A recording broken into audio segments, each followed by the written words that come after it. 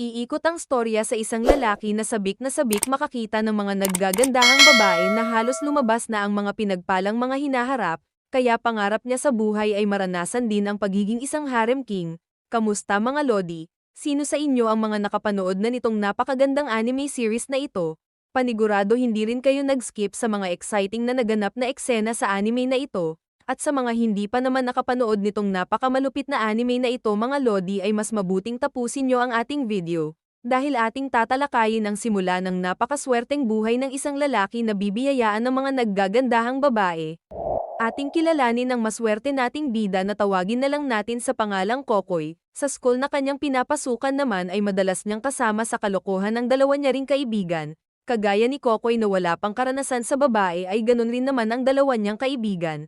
Kaya ang gawain nilang tatlo ay mamboso ng mga babaeng nagbibihis sa kanilang school at umaasang makakita ng mga kumikinang na papaya.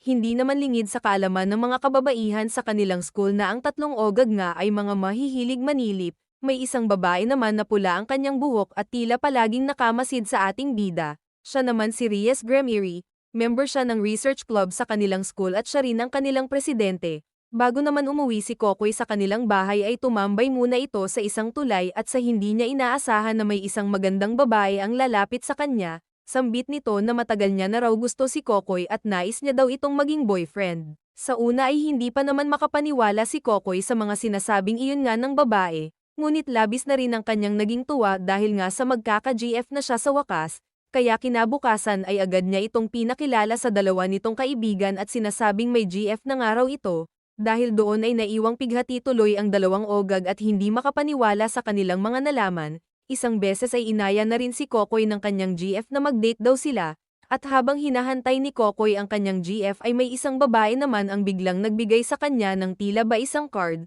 sa tuluyang pagdating naman ng GF ni Kokoy kaya agad na rin silang namasyal ng magkasama, at sa mga pagkakataon na ring iyon at sa wakas ay unti-unti na ring natutupad ni Kokoy ang pangarap nitong harap-harapang makakita ng biyaya ng langit. Ngunit bago matapos ang date ng dalawa ay dinala si Kokoy ng kanyang GF sa isang lugar na sila lamang ang naroon.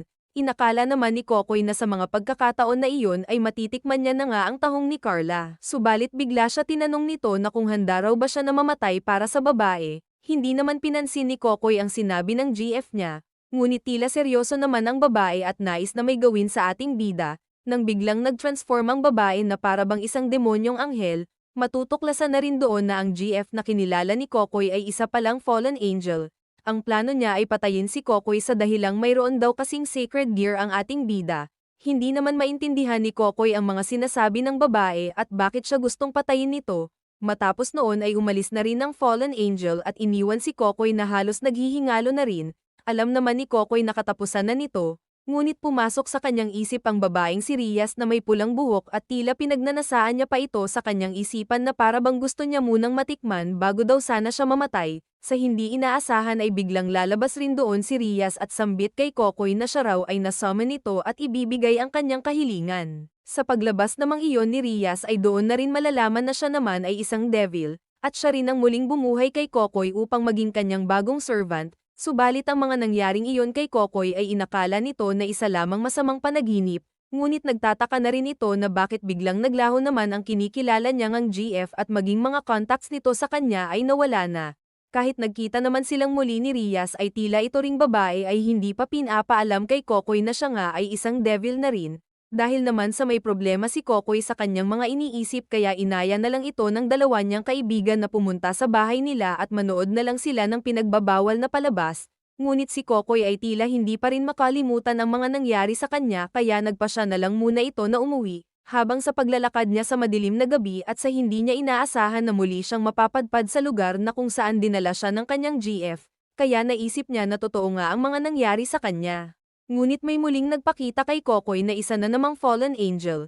Nagbabalak rin ito na patayin si Kokoy dahil sa mayroon nga itong sacred gear sa katawan na hindi pa naman nadidiskubre ni Kokoy. Binalak naman tumakas ni Kokoy ngunit masyadong mabilis ang humahabol sa kanya kaya mabilis rin siyang napuruhan nito. Subalit bago mawalan ng malay si Kokoy ay muli nitong sinabi sa kanyang sarili na sana raw ay mayroon muling sumagip sa kanya. At nang biglang lumabas muli si Rias doon kasama ang kapwa niya mga devil upang tulungan si Kokoy, Kaya ang muling pag-atake na iyon ng Fallen Angel ay hindi naman ito tumalab sa lakas ng mga servant ni Rias, at matapos noon ay tuluyan ng nalaman ni Kokoy na siya nga ay isa na ring devil at ang kanyang master na paglilingkuran ay si Rias na muling bumuhay sa kanya at sa mga magiging kasama nito. Sa kanilang school naman ay normal ang kanilang kilos ngunit hindi alam ng karamihan na may isang grupo ng mga devil ang nakakasama nila na pinamumunuan nga ni Rias. Dahil sa isa ng member si Kokoy ng grupo ni Rias bilang mga devil kaya sinama na nila ito sa isang mission upang malabas niya na rin ang kanyang kapangyarihan. May isang devil na nagtraidor sa grupo ni Rias kaya kailangan nila itong patayin. Bilang isang alagad naman ni Rias ang bawat isa sa kanila ay tinuturing nito na parabang mga pyesa ng isang chest. Siya si Kiba. Tinuturing siya ni Rias bilang isang Night King or isang uri ng horse na pyesa ng chessboard.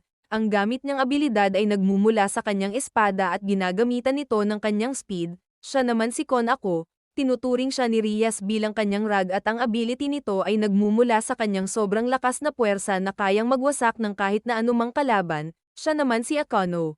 Ang tinuturing na queen na pyesa ng chess na siyang pinakamalakas na alagad ni Rias at gumagamit naman ito ng isang dark magic. Habang si Kokoy naman ay natuklasan niya na rin ang kanyang ability na nagmumula sa kanyang braso na parabang isang dragon gear.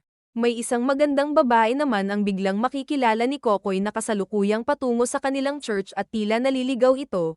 Siya naman si Asha. Ang hindi alam ni Kokoy na ang babaeng kasama niya ay isa rin palang fallen angel. Ngunit may mabuti itong puso na hindi gaya ng iba niyang mga kauri na masama.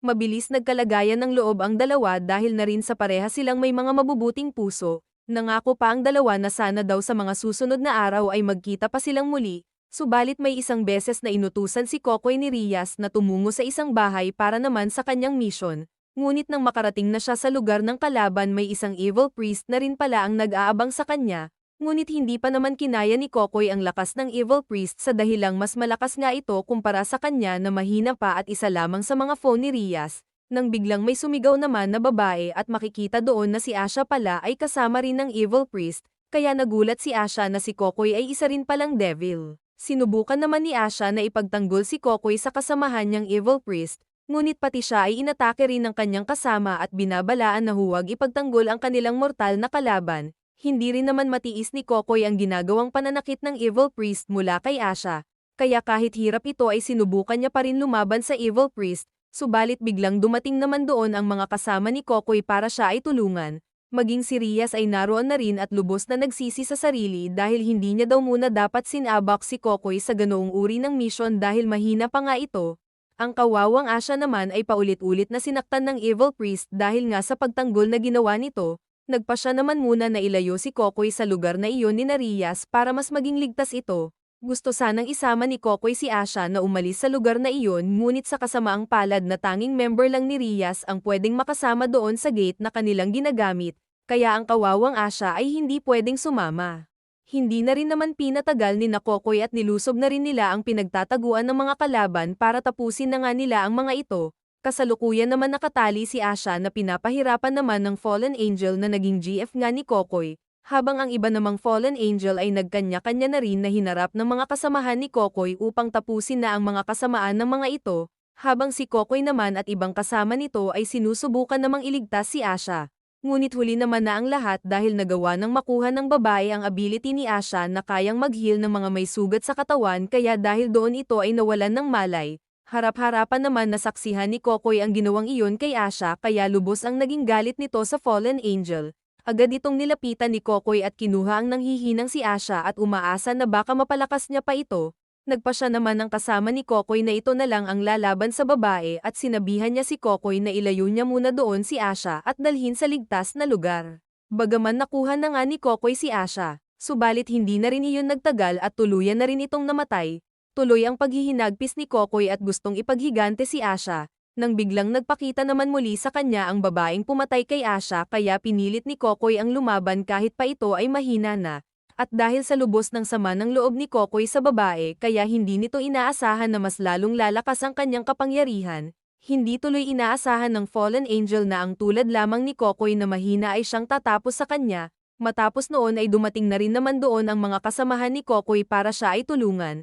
Ang fallen angel naman na natalo ni Kokoy ay balak na sanang tapusin ni Rias, Ngunit nag-transform ng anyo muli ito ng inosenteng babae na siyang ang nagpanggap na GF ni Kokoy at muli siyang nililinlang nito at nagmamakaawa na huwag daw siyang patayin. Nilapitan naman ito ni Kokoy at inakala ng lahat na magpapalinlang muli si Kokoy. Ngunit pinabayaan niya rin si Rias upang tapusin na ang Fallen Angel. Hindi pa rin matanggap ni Kokoy na wala na nga si Asha. Ngunit nagpa siya si Rias na gawin niya na ring devil ito at gamit ang chest piece na bishop kaya gagawin niya namang healer niya si Asha. At dahil doon ay muling nabuhay si Asha at magiging member na rin ito ni Rias bilang kanyang healer servant. Makalipas ang ilang araw at sa muling pagkabuhay ni Asha at nagpa siya ito na mag-aral na rin kasama ni Kokoy at maging sa tirahan niya ay sa bahay na rin ni Kokoy. Subalit habang nasa bahay si Kokoy at sa hindi niya inaasahan na pupuntahan siya doon ni Rias, sambit sa kanya nito na gusto niya raw ibigay sa ating maswerteng bida ang una niyang karanasan. Hindi naman maintindihan ni Kokoy na kung bakit nga raw bigla ang gusto ni Rias na makipagtalik sa ating bida. Ngunit hindi na rin naman ito tumanggi dahil sino ba naman ang aayaw sa ganoong kagandang babae. Subalit bago pa man tuluyang makarating sa langit na ligaya si Kokoy at sa hindi inaasahan na may isang babae ang darating din doon para pigilan silang dalawa. Ang babaeng naghinto naman sa balak ni Rias na ibigay ang kanyang sarili kay Kokoy ay siyang nakatatandang kapatid ni Rias. Matutuklasan kasi doon na si Rias ay nakaset up na sa ibang lalaki para siya ay maging asawa, at ito naman ay si Lord Rice Phoenix, siya ang lalaking tinalaga ng pamilya ni Rias na dapat niyang maging asawa dahil ito rin ang nais ng kuya ni Rias na hari naman ng mga devil na si Lucifer. Bagaman ayaw nga ni Rias ang maging asawa si Lord Rice Phoenix dahil hindi niya kasi ito mahal, ang tanging gusto niya lamang na maging asawa ay ang devil na mamahalin niya talaga. Kaya nagpa siya ang kuya ni Rias na si Lucifer na kung gusto talagang pumili ng magiging asawa ni Rias ayon sa kanyang nais ay kailangan niyang talunin si Lord Rice at mga kasama nito sa isang magaganap na labanan, kaya dahil doon ay kailangan ni Rias at mga servant nito na makipaglaban sa buong grupo ni Lord Rice Phoenix na halos imposible naman itong mga talunin. Bago naman maganap ang labanan ay kailangan munang mag-training ni Kokoy at palakasin ang kanyang ability dahil siya nga ang pinakamahina. Kaya inutusan ni Rias si Kokoy na kailangan nitong palaging mag-focus sa gusto niyang mangyari upang mailabas niya na talaga ang tunay na ability at lakas ng kanyang sacred gear. Palagi namang nakasuporta si Asha kay Kokoy at naniniwala ito na si Kokoy nga ay tuluyan ring lalakas. Naalala naman ni Kokoy ang minsang tinuro sa kanya ni Akano na ability nito pagdating sa imagination. Dahil sa mahilig nga si Kokoy na mag-imagine ng mga babaeng walang saplot kaya ang sibuyas na kanyang binabalatan ay naisipan niyang pagpraktisan. Inisip nito na para bang mayroon siyang hinuhubarang babae at nang dahil doon ang hawak niyang sibuyas ay bigla na ring nabalatan. Nang magawa iyon ni Kokoy kaya inulit-ulit niya na ito para makasigurado. Sa nalamang ability namang iyon ni Kokoy ay naisip niya na subukan itong gawin sa mga kalaban, at naisip niya na pagpraktisan muna ito mula kay Asha. Napansin naman ni Kokoy si Rias na tila nag-aalala ito sa maaaring mangyari sa labanan na kanilang kakaharapin.